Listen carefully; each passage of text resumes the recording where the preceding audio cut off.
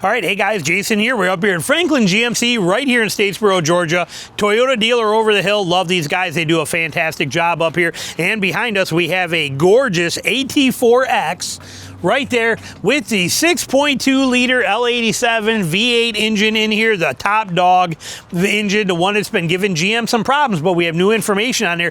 The feds in NHTSA are not happy. They are not happy at all with GM, and they are going to crack the whip, wham, and it is about to come down. So what's actually happening here? The feds are getting involved. They're tired of this. What are they tired? They're not upset with GM because GM had a problem with this engine.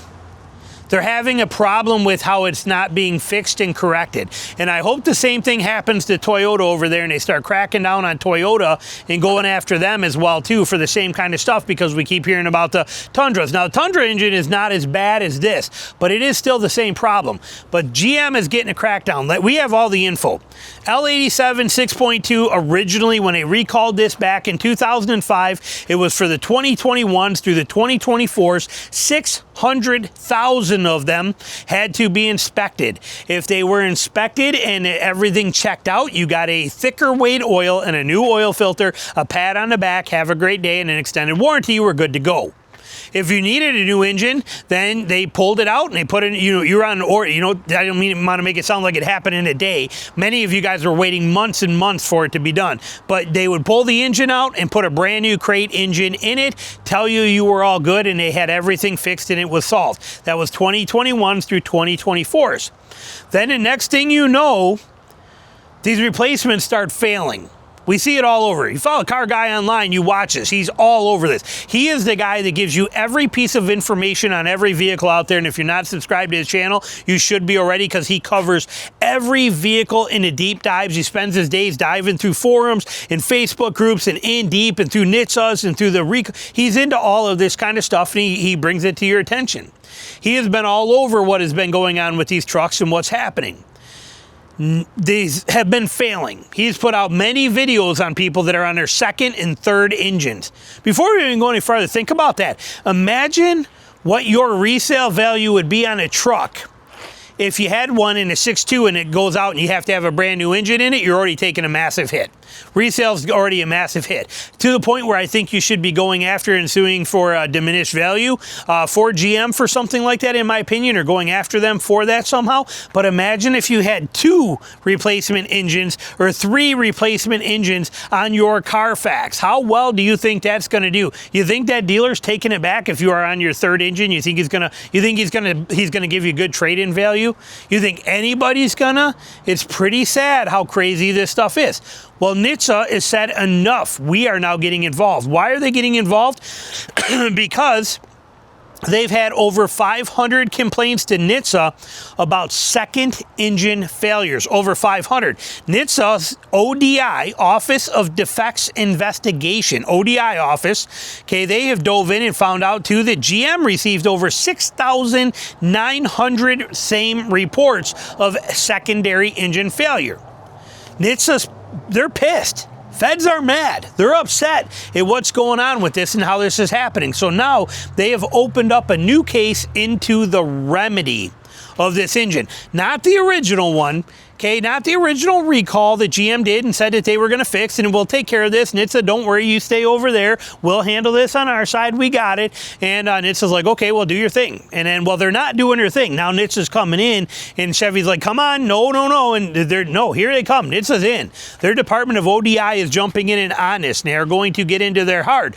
What are they doing? They have opened it up into a case.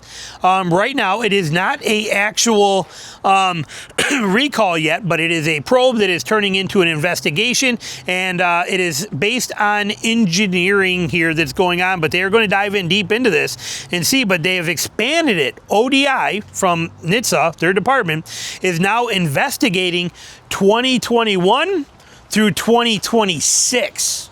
The recall is for 21 through 24. There's been enough 25s and 26 that have gone down, and NHTSA says, no.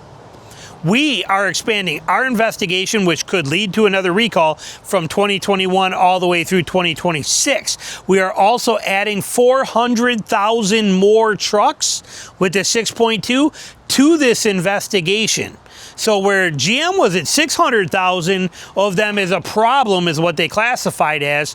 NHTSA says, no, we're going to almost double that. We're going 400,000 more to $1 million. It's 999,700. It's $1 million. Basically, it's right there. You see it below, but it's $1 million trucks that are now part of it. 1 million 6.2 trucks and SUVs, and every single one of them that has a 6.2 are expensive. This is a $90,000 truck behind me, $88,000 truck right here, gorgeous truck.